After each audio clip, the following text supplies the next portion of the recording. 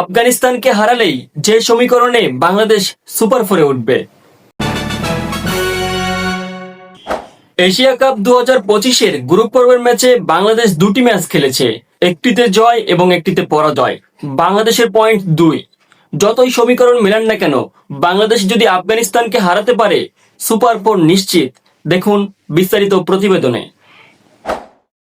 বর্তমান পয়েন্ট টেবিলের চিত্রে বাংলাদেশ দুটি ম্যাচ খেলে একটি জয় ও একটি হার, পয়েন্ট 2। অন্যদিকে আফগানিস্তান ইতিমধ্যে একটি ম্যাচ জিতেছে, সামনে বাংলাদেশ ও শ্রীলঙ্কার বিপক্ষে ম্যাচ। শ্রীলঙ্কা এখনো আফগানিস্তান ও হংকংয়ের বিপক্ষে খেলেনি, তারা খেলবে। বাংলাদেশের জন্য মূল সমীকরণ আফগানিস্তানের বিপক্ষে জয়, বাংলাদেশ 4 পয়েন্টে পৌঁছাবে।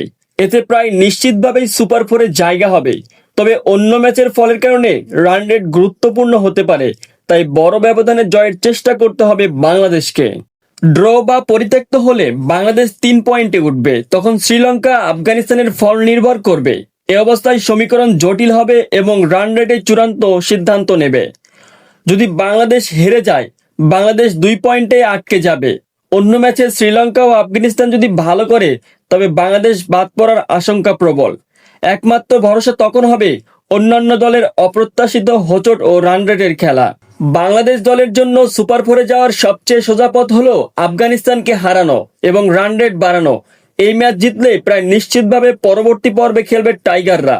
অন্যথায় শ্রীলঙ্কা ও আফগানিস্তানের ফলাফলের দিকে তাকিয়ে থাকতে হবে। আপনারা দেখছেন দেশান্ত স্পোর্টস লাইন, আর যে উজ্জ্বল হোসাইন, দেশান্ত টেলিভিশন। দেখা হচ্ছে পরবর্তী কোনো সময়। আল্লাহ হাফেজ।